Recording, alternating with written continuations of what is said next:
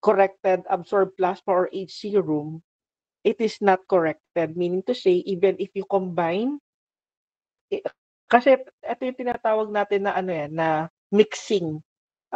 Na-discuss na ba sa inyo sa lecture yung ano, yung mixing mixing studies? Janus, yung mixing studies ba na-discuss na sa inyo? Okay, so Hindi sige, pa. para kita nyo ba yung screen ko? Kita nyo ba yung screen? I'm using a note kasi. Yes po. Okay. So, mixing studies. Para maintindihan nyo yung mga kulit.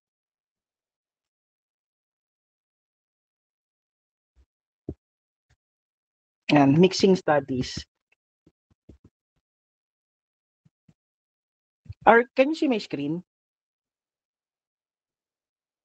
Okay. Yes po. So, sa mixing studies, usually ginagawa natin yan sa APTT. So, for example, dito sa tube, mayroon kang 50 UL of plasma plus 50 UL of, yung plasma na to is galing sa patient, tapos 50 UL ng either absorbed plasma or serum. Okay. So, ano ang ibig sabihin ng corrected? So, before natin i-discuss yan, ang initial, pag sinabi natin initial, before mixing studies,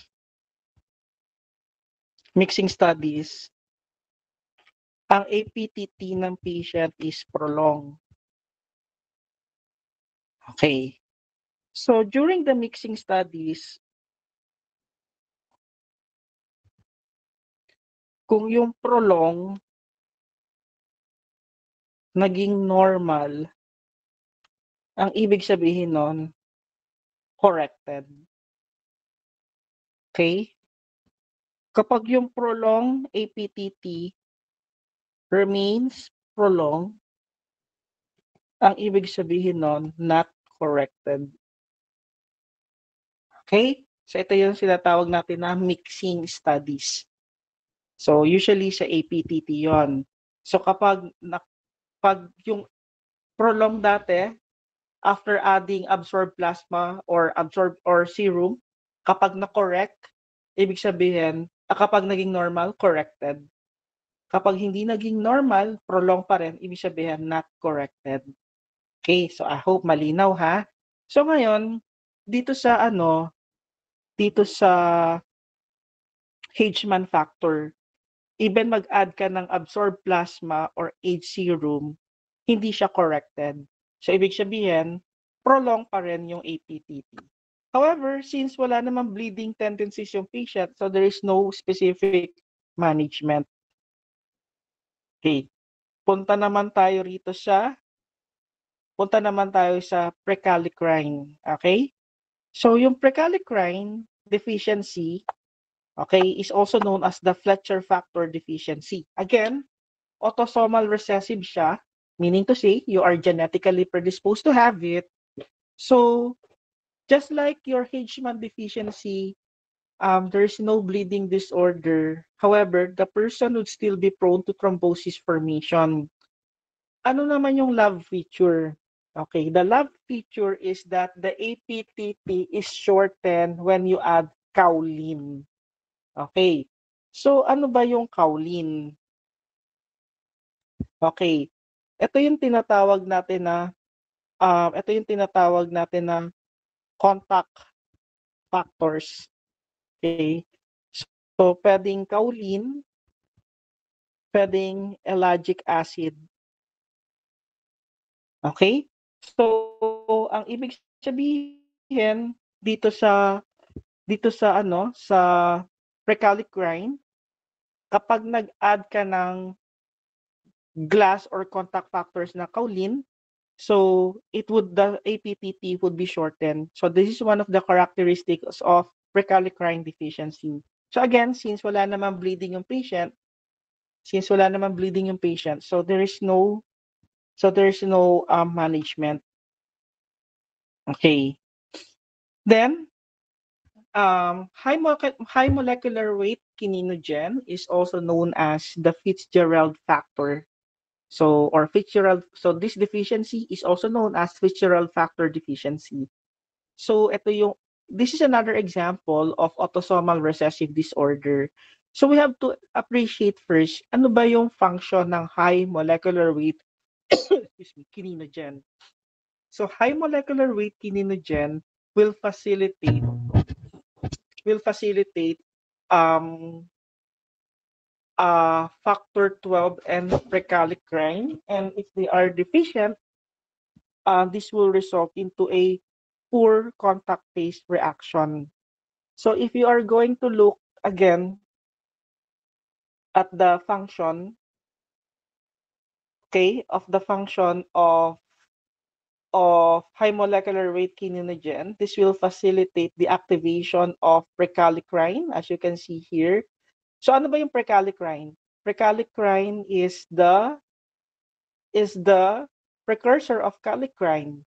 And then high molecular weight kininogen will also facilitate the activation of factor 12. Kung nakita niyo, meron ng letter A sa factor 12. Ito yon, nakita niyo. Nakikita niyo ba guys yung cursor ko? Yung bilog? Yes or no? No po. Ako lang pala nakita nun. But nakikita niyo yung 12A, nakikita niyo? Yung 12A. So, ibig sabihin yan, activated na yung factor 12. So, all of these would be the functions of high molecular weight kininogen. So, meaning to say, kung wala yung high molecular weight kininogen, hindi ma-activate yung factor 12 and prekallikrein.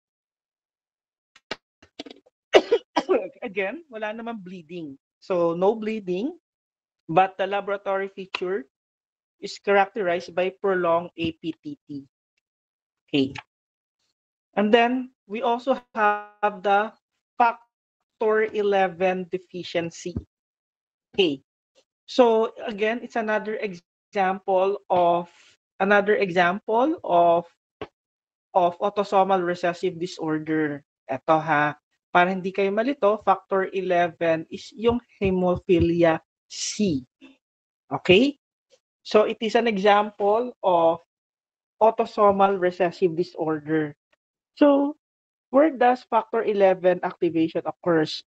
So it occurs in platelets, particularly in the part of the platelet wherein it is rich in phospholipid. Okay? So factor 11 acts as serine protease. Guys, every time na maririnig ninyo yung enzyme na protease, always associate scissor icon with it. Kasi ang ibig sabihin ng protease, its action is to cleave. Okay? So pag sinabi nating cleave, it will cut, okay, more factor 12 to 12A to amplify the contact reaction. So kung makikita ninyo sa illustration, factor 11 will cleave more factor 12A.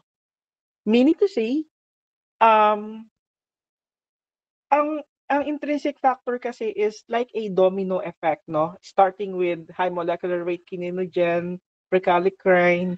So, kailangan ng factor 11 so that it will cleave 12 to 12A so that it will amplify the contact reaction.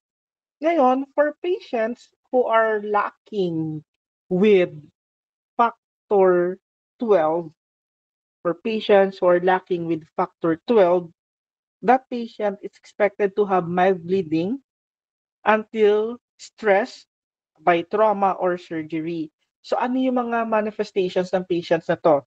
Sila yung nagdudugo yung ilong, epistaxis, epistaxis, hematuria, or the presence of blood in the urine, and menorrhagia. Okay? So anyway, ito yung manifestations if a person is deficient with factor 11. Okay. So, the laboratory features include prolonged APTT. However, it is corrected by absorbed plasma or HC room. Anong ibig sabihin nito? 'Di ba, in-explain ko na yung mixing studies, 'di ba? Sa mixing studies, sabi ko kanina, kapag naging normal after mixing with plasma or HC room, ibig sabihin corrected siya. So, ang ibig sabihin nun, from prolonged APTT, after adding absorbed plasma and HC room, naging normal na yung APTT. Okay, so it's corrected. However, the PT and bleeding time is not or is would actually remain normal. Now, I tell you why. Always remember. Okay? Always remember this, ha? Pag sinabi nating APTT, this will always assess deficiency in intrinsic pathway. Kapag sinabi natin prothrombin time, this will always assess deficiencies in coagulation factors that are involved in extrinsic pathway. Since intrinsic pathway, si factor 11, so we would expect that the prothrombin time would be normal. Again, there's no specific treatment. So although in some cases blood transfusion may be warranted. Okay, so let's talk about the factor 8C. Sandali yan.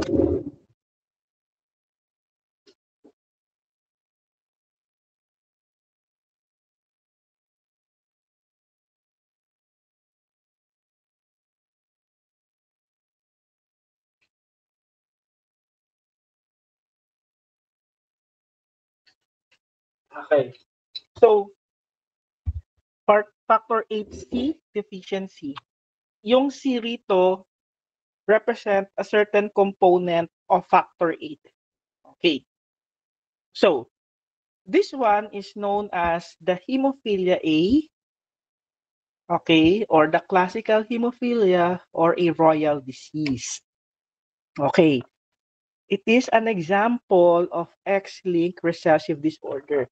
Diniscuss natin to sa IS, di ba? Or even sa cytogenetics ninyo. Diniscuss kung anong ibig sabihin ng X-link. Because women have two X chromosomes, meron pa siyang isang normal na X chromosome.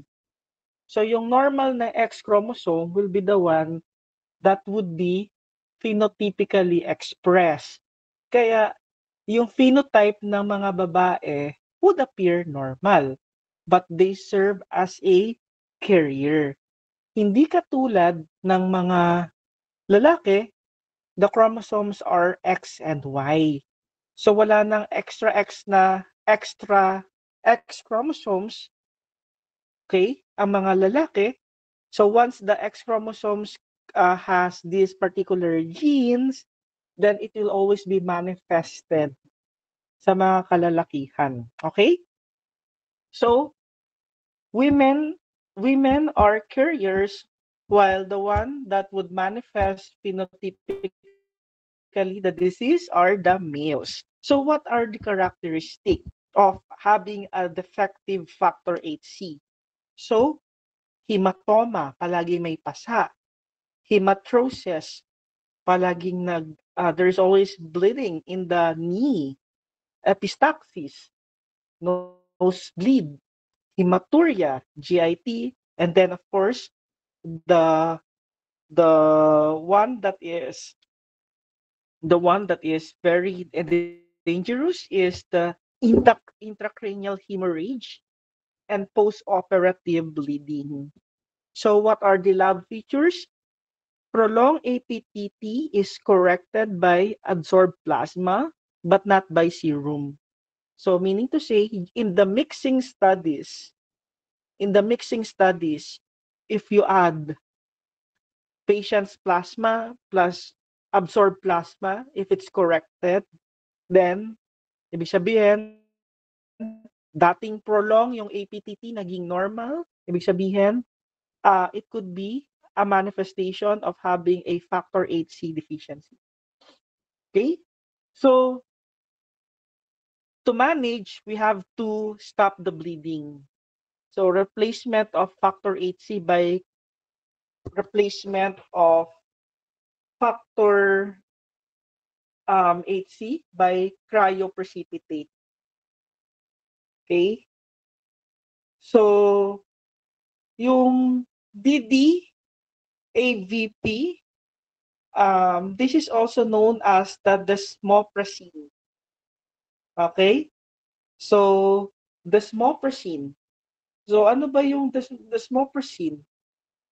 It is a synthetic hormones. Okay? So, ginagamit talaga ang desmopressin to treat various medical conditions including hemophilia. Okay? So, pwedeng gamitin siya for hemophilia. Kasi nga, kapag ano ba yung benefits um, ng DDAVP? It can increase or stimulate the release of factor 8 from the storage site. Alam nyo ba that factor 8, okay, can be released, stimulated by adding a desmopressin. Okay? And then, it can reduce the bleeding risk. Kasi nga, if you're adding desmopressin, it will help reduce the bleeding episode. And, kapag mild or moderate lang yung bleeding episode, okay, it will reduce the need for more invasive treatment. Okay? So, another good benefit ng desmopressin is that it can even increase von Willebrand factor. Okay? Kasi yung von Willebrand factor, okay, is important protein that can stabilize factor 8. Okay?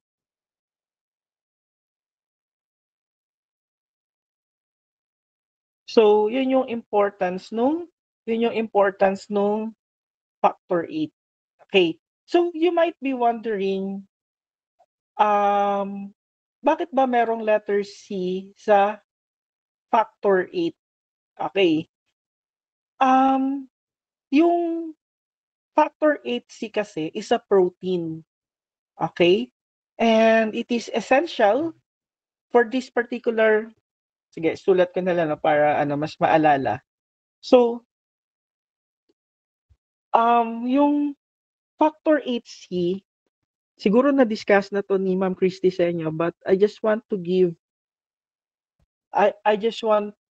emphasis on the letter C. It's a protein that plays a central role in the intrinsic pathway. So, para hindi nyo malimutan, we can always associate it with the one that carries the von Willebrand factor.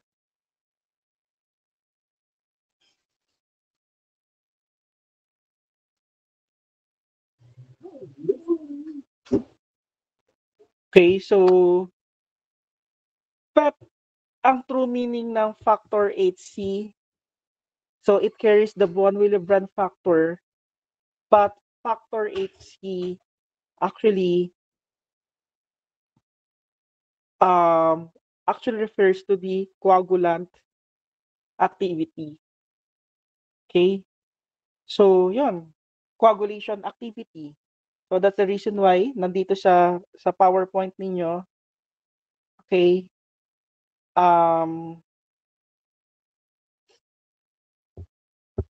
Kapag wala yung factor 8C, as you can see, the manifestations would be severe. Hindi katulad ng factor 12, ng precalcicrine, that manifestation would not be as severe as factor 8 deficiency. Okay. So, kung yung factor yung factor 11 is hemophilia C, and then factor 8C is hemophilia A. Meron din tayong tinatawag na hemophilia B. Okay? Factor 9 kasi is a Christmas factor. Hindi dahil sa tuwing Pasko lang nagkakaroon nito, but it was discovered by someone whose surname is Christmas. So, a deficiency in factor 9 is also known as the Christmas disease. So again, it is another example of X-linked recessive disorder. So it is a mild form of hemophilia. So the manifestations would be hematoma, hematrosis, epistaxis or nose bleeding, and hematuria. Okay. So it is characterized by prolonged APTT. So again, factor 9 is corrected by absorbed plasma. So tandaan ha, dalawa na yung corrected by absorbed plasma. Okay? So ano ba yung corrected by absorbed plasma? Factor 8 and factor 9 deficiency. So in mixing studies, not corrected by serum, but corrected by absorbed plasma. So this could be either factor 8 and factor 9 deficiency. Okay. So again, this was taken from RODAC in the table na to. This table summarizes the results of the prothrombin time, partial thromboplastin time, and the thrombin time with different coagulation factors deficiency. So, mapapansin ninyo, all of these coagulation factors would have abnormal, would either have abnormal PT, PTT, or even a abnormal TT or thrombin time, except for one. What is that? That is factor 13. Okay? Factor 13, factor 13 is actually not affected by prothrombin time, partial thromboplastin time, and thrombin time. You know why? Because this will not really participate per se in the intrinsic and extrinsic pathway. Or even in common pathway, ang factor 13 is known as the fibrin stabilizing factor. Meron tayong screening test dyan for factor 13, and that screening test is the urea dissolution test. But the confirmatory test is the factor 13 quantitative assay. Now, I want you to concentrate on the fifth column, yung reflex test na nakalagay. Okay, what does it mean? Pag sinabi natin reflex test, this somehow would be the confirmatory or the supporting test to determine coagulation factor deficiency. So again, for example, you are interested with factor 8 deficiency. Mapapansin nyo, normal yung PT, normal yung thrombin time, but the partial thromboplastin time is prolonged. So to confirm that, to have a differential diagnosis, you can do the factor 8, factor 9, and factor 11 assays. Okay. So let's talk about the von Willebrand disease. So von Willebrand disease, so this one is described by Finnish professor. So ang pangalan niya, it was Eric von Willebrand. So it was first described in 1926. So this one is the most prevalent inherited mucocutaneous bleeding disorder. In fact, this is categorized as to the quantitative type 1 or qualitative or functional, that is type 2. So, ano ba yung function ng von Willebrand? In fact, na-discuss na natin to when we were doing when we were discussing platelet disorder. Von Willebrand will cement, 'di ba? Or will allow glycoprotein 1b9 complex to adhere to the injured vessels. So ibig sabihin, if you are deficient with von Willebrand factor adhesion to injured vessel wall, thereby affected na agad yung primary hemostasis. Okay. So paano nagkakaroon ng von Willebrand disease? Again, you are genetically predisposed to have it. So it is an autosomal dominant, okay, disease. The transmission is autosomal dominant, and the genes that are involved in von Willebrand disease is actually encoded on chromosome number 12. Okay, so let's discuss von Willebrand factor. So nakita ninyo, no? Indeed, it is indeed a high molecular weight. So look at the molecular weight, around 500,000 to 20 million Daltons, which means that we can safely say that von Willebrand factor is the largest molecule in human plasma. And as a matter of fact, each one of us is expected to have a value between 0.5 to 1 milligrams per DL. Okay, so this one is synthesized in the endoplasmic reticulum of endothelial cells. Meaning to say, sa blood vessels natin, meron tayong endothelial cells, and they are the ones that are responsible for the synthesis of von Willebrand factor. Okay, so that particular cells that synthesize von Willebrand factors in endoplasmic reticulum, we call that the Weber Palade bodies. Okay, Palade or Weber Palade bodies. Now, aside from endothelial cells, von Willebrand factor can also be synthesized in maturing megakaryocytes. Meaning to say, pag sinabing megakaryocytes, hindi pa nagpa-fragment yung megakaryocytes. Particularly, they are being synthesized in the alpha granules of platelets. Okay. So ngayon, because of that, we would expect von Willebrand factors would have variations. Okay? And these variations are characterized by differences in the structural domains. So if you will be reading your slides here, the structural domains, okay, each of the domain would have a specific function. For example, take a look at domain A. Domain A will serve as a receptor, will support the receptor site for collagen and binding site for platelet receptor, glycoprotein 1b95, and heparin. Meaning to say, if you are to compare the different domains, it is the domain A, that would really be important for platelet adhesion. Okay? In domain A. So I want you to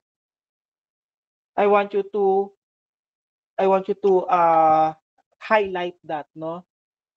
So ngayon, domain C provide a site that binds for platelet receptor. So, ano naman yung domain C? Ibig sabihin, yung platelet receptors for glycoprotein 2b3A. So, ito yung A11BB3 complex. So, what does it mean? So, ang ibig sabihin, yung domain B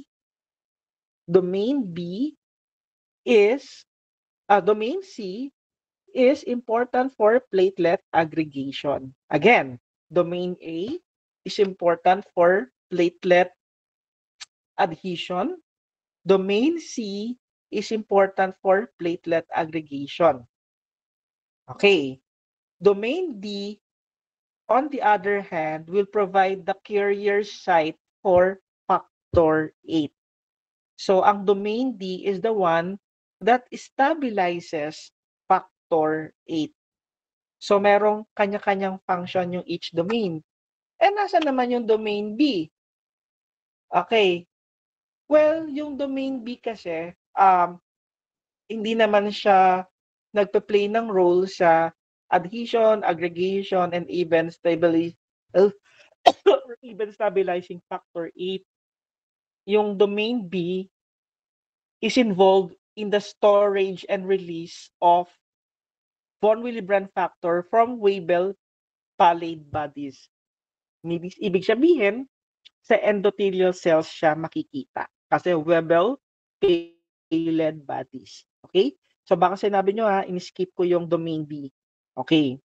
Now, kung sinabi ko kanina na yung von Willebrand factor's molecular weight can reach as high as 20 million Dalton. So, ang basic description natin dyan is that it is a multimer. Okay? It is a multimer and it is always in complex with factor 8, particularly yung domain D. Okay? So, which means that bakit ko sinabi kanina na yung von Willebrand factor would have a stabilizing function for factor 8? Kasi nga, von Willebrand factor will protect factor 8 from proteolysis. Meaning to say, factor 8 will not easily be degraded because of the presence of the von Willebrand factor. So, ganun kahalaga yung von Willebrand factor in order for us to have an established, okay, ulitin ko, ganun kahalaga yung von Willebrand factor in order for us to have an established factor 8.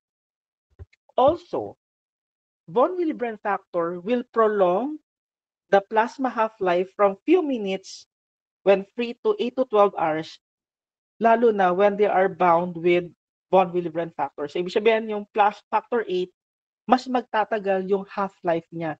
Instead na several minutes lang, pwede pang tumagal up to 12 hours if they are in complex with von Willebrand factors. So, ganun kahalaga yung von Willebrand factor. Kaya naman, ayaw mong magkaroon ng von Willebrand disease. Okay. So, again, in order for us to move forward, very important lang siguro that we review the term. Okay? So, pag meron kayo nakita na factor 8 / von Willebrand factor, anong ibig sabihin yan? Ibig sabihin yan, they are in complex. They are in combination. Okay. So, question, ano naman yung difference ng factor 8 and then factor 8C? Again, sinabi ko na kanina yan. Yung letter C dyan stands for coagulation activity.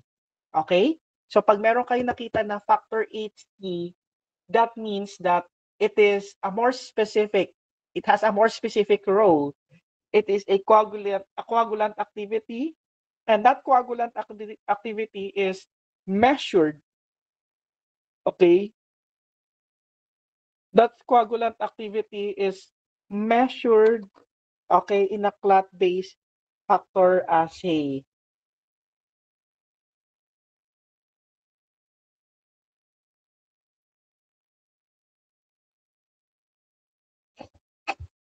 And then, how about the von Willebrand factor antigen?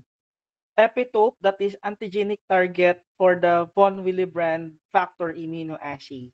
So kapag merong antigen, that is only being used whenever we want to measure von Willebrand factor through an immunoassay. Okay? So I hope that clears everything. Okay? Kapag combined, complex. Kapag factor 8 lang siya, procoagulant factor lang ng factor 8, transported on von Willebrand factor. Okay? So, yun lang yung differences ng terminologies. Okay. So, what are the different assays that we can utilize to measure von Willebrand factor activity? Okay, so we have these three terms. Again, we screenshot this from Rodac. So if you want to know more about it, I suggest that you read Rodac. Von Willebrand factor, RCO, refers to the quantitative measurement of restositine cofactor. So quantitative restositine cofactor activity. So if you're measuring it, it means that you are measuring von Willebrand factor activity. Okay. So Von Willebrand factor activity is measured by the ability of ristositine to cause agglutination of the reagent platelets by the patient's von Willebrand factor. Ristositine, does it ring a bell? Again, siguro it rang a bell on your part because ristositine is one of the agonists and abnormal activity of ristositine. Kung naalala ninyo yung diniscuss ko before, so that one is related to platelet adhesion defect. Okay. And then, pag sinabi naman natin na von Willebrand factor CB, CB stands for collagen binding. Okay? So it is considered to be as a second von Willebrand factor activity assay. Okay? So yung first assay is quantitative ristositine cofactor, but this time the secondary activity assay is known as the collagen binding. So it is based on the principle that large von Willebrand factor multimers would have the ability to bind, okay, and immobilize the collagen. So what kind of collagen will von Willebrand factor will bind to? It will bind to collagen 3. Okay. So the last assay to measure the von Willebrand factor activity is called immunoactivity. So this one is an automated nephelometric activity assay, and and this involves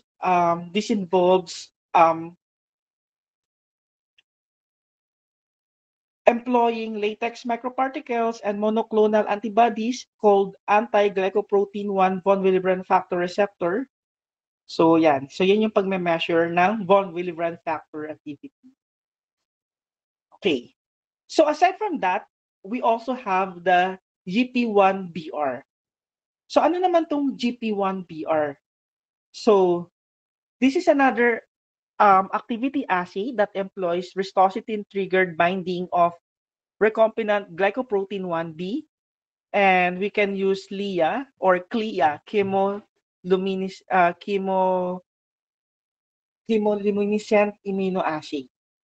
And then the GP1BM, ito naman is another activity assay that employs recombinant gain of function of glycoprotein 1B that binds with von Willebrand factor A1 domain without the need of ristositine. So this one can measure the function of glycoprotein 1B even without an agonist. So LIA din. LIA din yung pang-measure nito. And then the RIPA.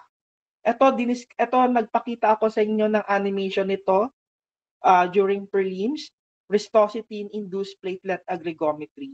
So napakita ko na to sa inyo. So again, any abnormality in ristositine curve means that the platelet adhesion is affected. Okay, so let's talk about the von Willebrand disease.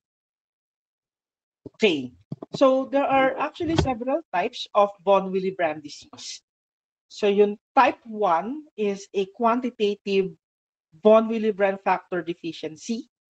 It is caused by autosomal dominant frame shifts, nonsense mutations or deletions that may occur anywhere in von Willebrand factor gene.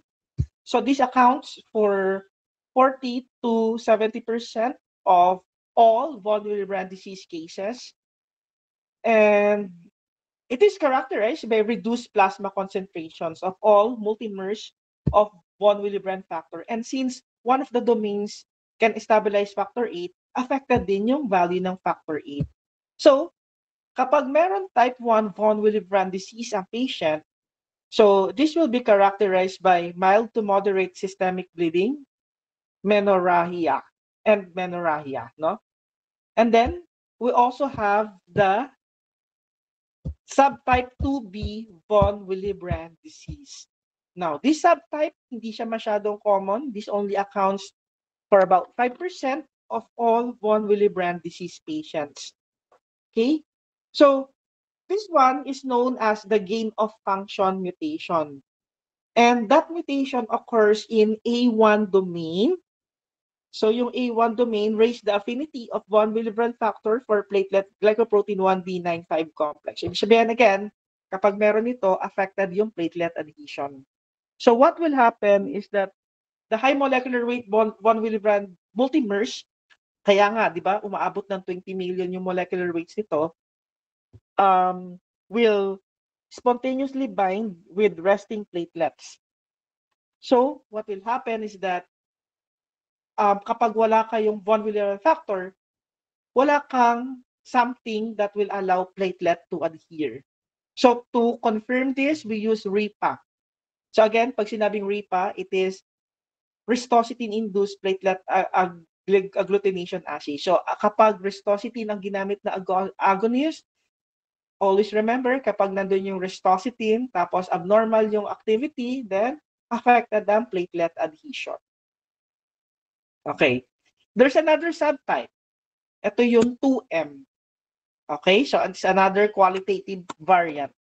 So kapag meron 2M von Willebrand disease, what will happen is this one is characterized by poor platelet receptor binding site.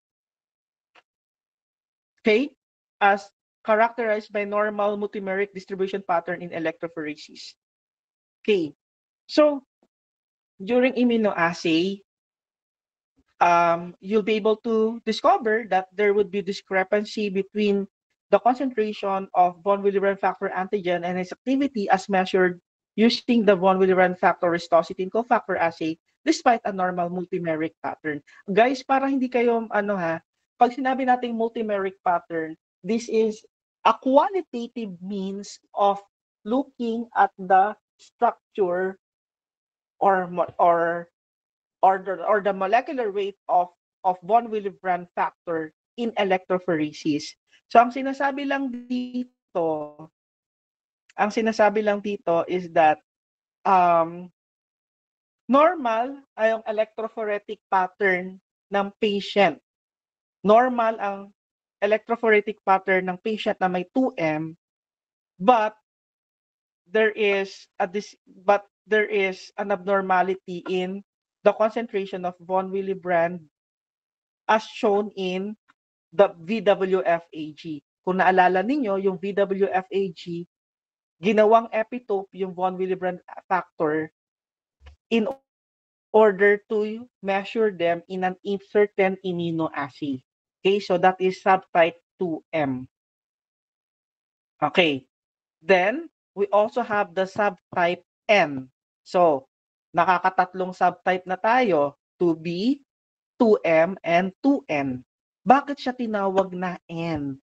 N stands for Normandy variant. Okay? So yung letter N pala dyan stands for Normandy variant. Okay? So it's also known as an autosomal hemophilia. Okay?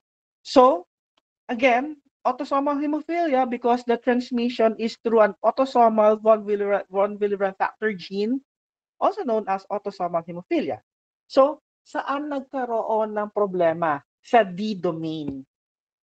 Okay, nagkaroon ng mutation sa D-domain. Therefore, kung naalala ninyo yung D-domain kanina, ang function ng D-domain is to stabilize factor 8. Okay?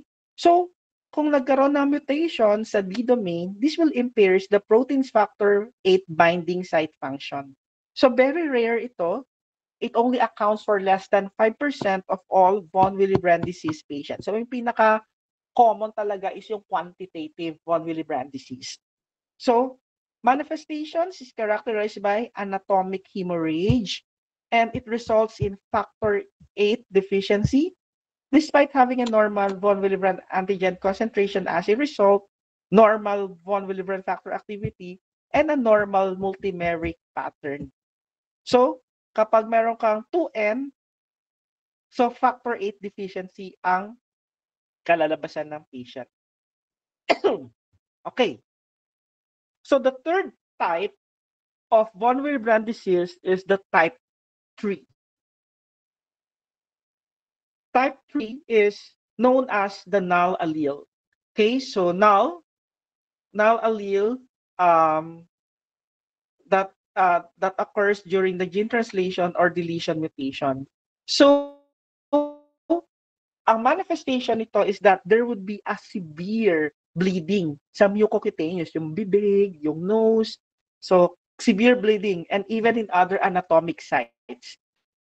This is the rarest type of von Willebrand disease. So, anong nangyari dito sa type 3? Okay, so proportionately diminished or absent. Tapos both, ang malala dito, hindi lang secondary hemostasis yung affected eh. The primary hemostasis is also affected. I mean, kasi guys, pag nagkaroon ng deletion mutation, it should be completely absent yung von Willebrand. Kaya siya tinawag na null. Null means zero or wala. Completely absent talaga yung von Willebrand disease. Kaya nga, there would be a severe mucocutaneous and anatomic bleeding. Okay. So, in summary, ito, maganda yung table na to. In bird's eye view, this will allow you to differentiate the 3 types of von Willebrand. However, meron pala tayong 4 subtypes sa type 2, yung 2A, 2B, 2M, and 2N. Okay, I hope you'll be able to study them. And then, ito naman yung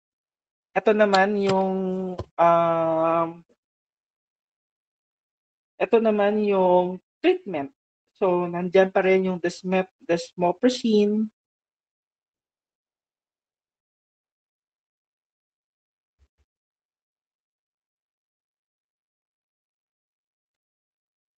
and then, aside from desmopressin,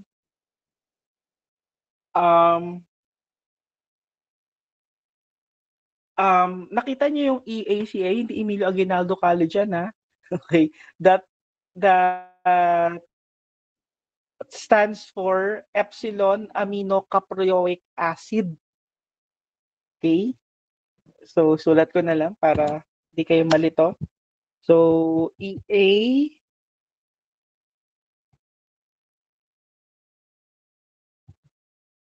CA. So, EAA, ang tawag dito is epsilon amino caproic acid. And then yung TXA na nakikita ninyo,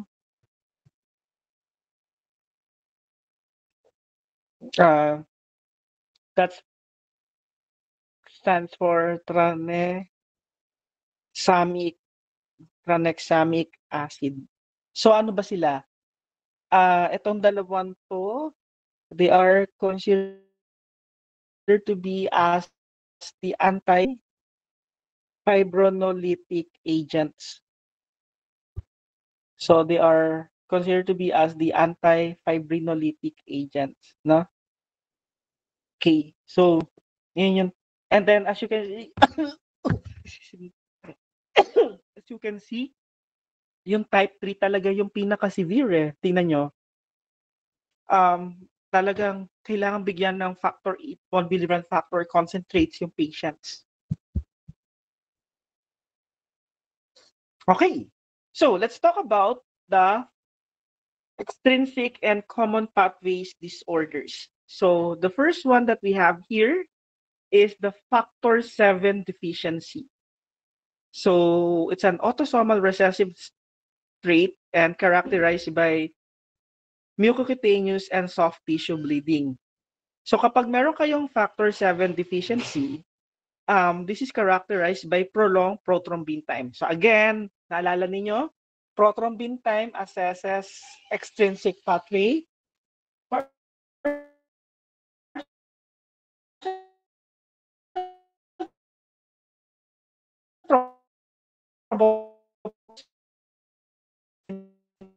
Time will assess the by its deficiency. So it's another example of autosomal recessive disorder characterized by lifelong bruising, soft tissue bleeding, and post-surgical trauma and bleeding. So ito naman, characterized by prolonged APTT and PT. So again, dalawa to factor 10. Okay? Kasi nga sa common disorder din siya. So hindi lang PT yung prolong, pati yung APTT. Factor 5. Pati yung factor HC is also affected. So this one is characterized by mild moderate hemophilia. So there would be a prolonged PT and APTT. So the proton time is corrected by absorbed plasma. And then yung factor 2 deficiency is also known as proton beam deficiency. So this one is an example of autosomal recessive disorder. So prothrombin kasi yung factor 2, diba? That's the other name. So ang disease niya is sometimes known as hypoprothrombemia. So this one is characterized by mild hemophilia, prolonged PT, and APTT. And then factor 1, yan, pag-discuss na natin. Factor 1 deficiency is also known as fibrinogen deficiency. So, ano ba yung mga different kinds of fibrinogen deficiency? So again, it is also known as autosomal recessive and dominant trait. So that's the transmission. So kapag sinabi natin fibrinogenemia, ito yung pinakamalala kasi A means absence of. So there is a complete absence. Hypo means below normal yung value. Hypofibrinogenemia. And this fibrinogenemia means there is abnormal presentation of fibrinogen. So manifestations would be mucosal, intestinal, and intracranial bleeding. Okay?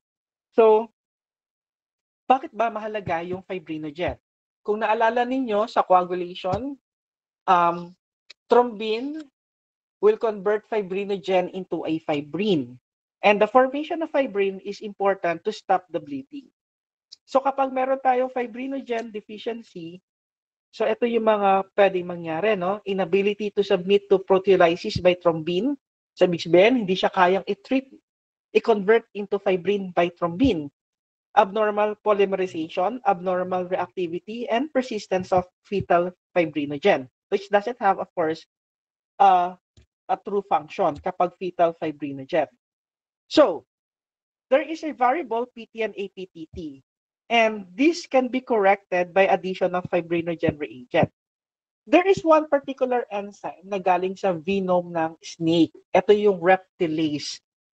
Okay? So yung reptilase clotting time is ginagamit natin to determine if a person has this fibrinogenemia or not. So if the person has this fibrinogenemia, the reptilase clotting time would be prolonged. Okay. This time, let's discuss now. Okay pa ba kayo hanggang 8:30? Kasi 9 slides na lang. Para yung recording natin isang file lang. Nandiyan pa ba kayo? Yes po. Okay lang ba 8:30? Kaya natin tapusin yung 9 slides. Okay lang ba, Janus? Sige daw po. Okay, sige. Tapusin na natin So, acquired disorders of coagulation. Kanina, dinidiscuss ko yung inherited disorders. This time, let's talk about the acquired disorders. Okay. So, one is meron kang procoagulant deficiency in liver diseases. Remember, majority of coagulation factors are actually being synthesized in the liver. Okay. So, for example, merong hepatitis, cirrhosis, obstructive jaundice, cancer, poisoning, and congenital disorders of bilirubin metabolism.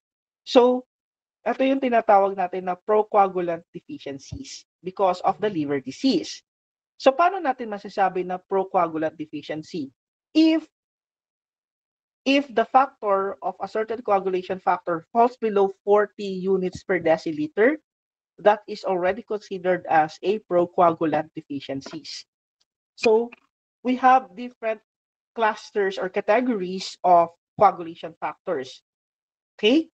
So for example, vitamin K dependent factors such as factors 2, 7, 9, and 10, and control proteins such as protein C, S, and Z.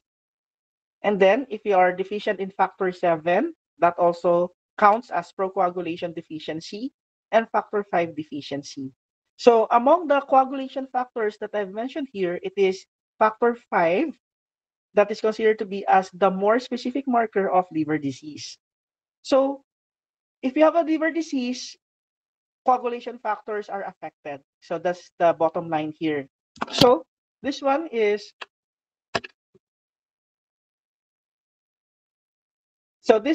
characterized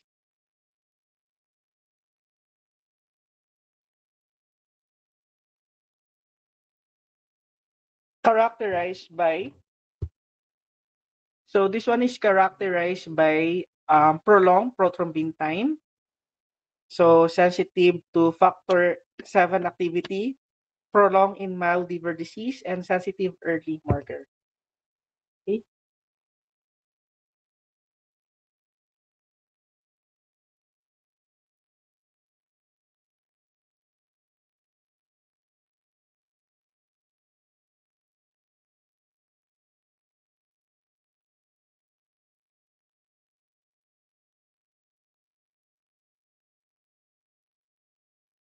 For the different, aside from factor 5, fibrinogen can also be affected in liver disease.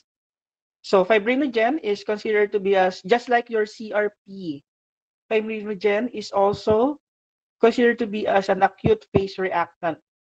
So fibrinogen is elevated in early or mild liver disease. So the term dysfibrinogenemia, so it's a moderately and severely diseased liver produces fibrinogen that is coated with excessive sialic acid. So ang ibig sabihin, dysfibrinogenemia is a condition of abnormal or poor function in fibrinogen.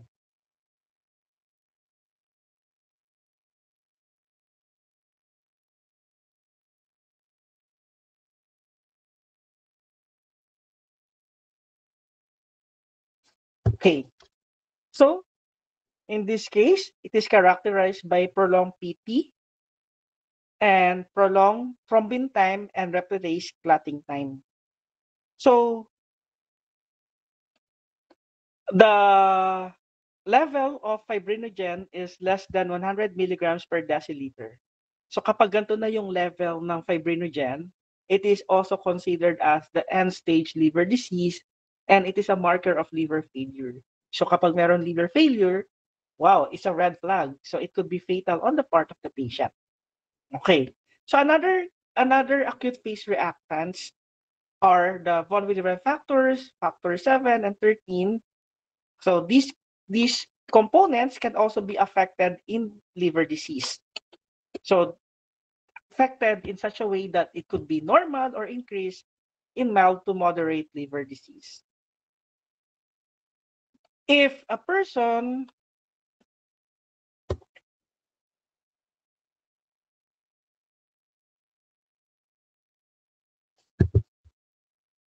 if a person has thrombocytopenia, meaning to say the platelet falls below normal.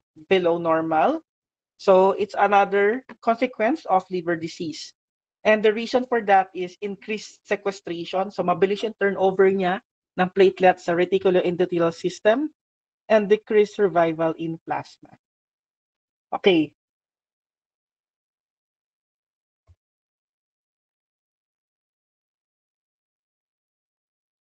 So how about DIC? DIC stands for disseminated intravascular coagulation. Again, one is also associated with liver disease. Decreased liver production of antithrombin, protein C or S. So what will happen is that we would be releasing activated procoagulants from the generating liver cells. So if your livers are not anymore functioning, procoagulants would be released. Okay. So there could be two types, no? Acute and uncompensated DIC, then chronic and compensated DIC. In acute, meaning to say it's short term, it occurs abruptly, so it is characterized by prolonged PT, PTT, and thrombin time. The fibrinogen is less than 100, and there is an increase in D-dimer. Okay, what is a D-dimer? D-dimer is the best marker for DIC to occur. Again, guys, pag sinabi nating DIC, blood is clotting inside the blood vessel, which should not be happening. That's not normal, and it could be fatal. Okay? And malalaman natin that there is a D-dimer because D-dimer is a fragment of fibrin. So, kapag mataas yung D-dimer ng patient, ibig sabihin, the patient is having DIC. Okay? So, wag kakalimutan, ha? So, D-dimer is actually a product of fibrinolysis. So, pag sinabi nating fibrinolysis, it is the breakdown of fibrinogen. So, ano yung difference niya sa chronic and compensated? Well, sa chronic and compensated, it is simply characterized by increase in D-dimer. Again, in summary, these are the coagulation tests. Okay, so these are the coagulation tests, the different assays that will allow us to assess liver disease. Do you know that if you have renal failure, okay, you will also have bleeding disorder. Okay, why?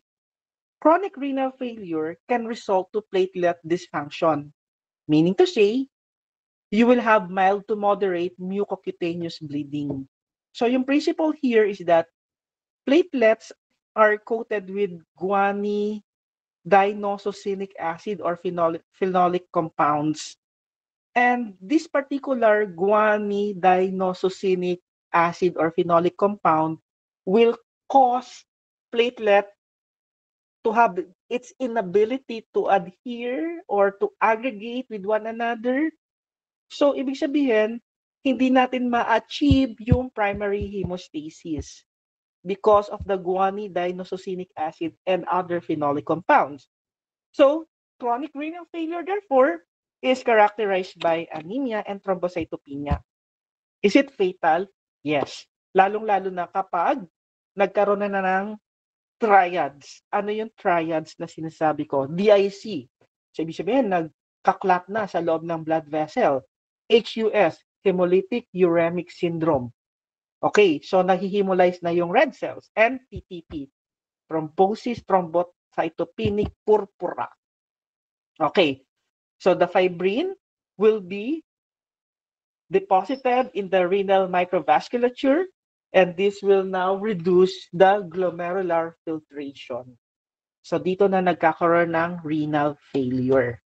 Okay, so there would be normal PT and PTT, but the bleeding time is prolonged. So dito, pag sinabi nating nephrotic syndrome, wala na yung filtration. So kapag wala na yung filtration, there is now what you call an increase in glomerular permeability. Okay? So, chronic glomerulonephritis, diabetic glomerulosclerosis, SLE, amyloidosis, and renal vein thrombosis. So these are the characteristic of nephrotic syndrome. So yung urine mo would even be positive for the coagulation factors 2, 7, 9, 10, 12, antithrombin, and even protein C. Bakit napunta sa urine to? Mga proteins to. Kasi nga, you lose already the glomerular filtration. Okay, so how about vitamin K? Vitamin K is important kasi nga meron tayo tinatawag na vitamin K dependent coagulation factors. But ano ba yung function ng normal ng vitamin K? Okay. So,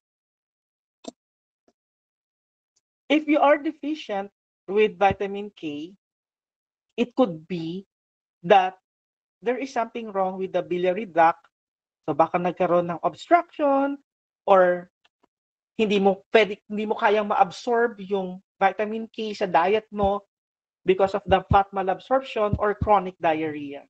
And even antibiotics which could disrupt normal gut flora. So again, ano nga yung vitamin K dependent coagulation factors? Ito yung factors 2, 7, 9, and 10. Okay. Vitamin K deficiency may also be attributed to hemolytic disease of newborns. Okay, newborns are vitamin K deficient to start with. Kasi nga, wala pa silang bacteria, so sterile yung intestines and the minimal concentration of vitamin K in human milk. So, kailangan natin, pag merong HDN, we also have to administer 2, 7, 9, and 10. Okay? Because they are lower in newborn as compared in adults. So breastfeeding prolongs the deficiency because possibly acquired maternal antibodies delay the establishment of the gut flora. So gut flora are actually important for the synthesis of vitamin K. And since yung antibodies mo are even destroying the gut flora, yung antibodies na galing sa nanay, yung secretory IgA na nasa breast milk can destroy the gut flora. So this will delay the establishment of the gut flora kasi nga because of the antibodies from the breast milk. So ito pala yung very few disadvantage ng breast milk if the neonate has HDN. So vitamin K deficiency can also be caused by administration of oral anticoagulant such as the Coumadin or warfarin.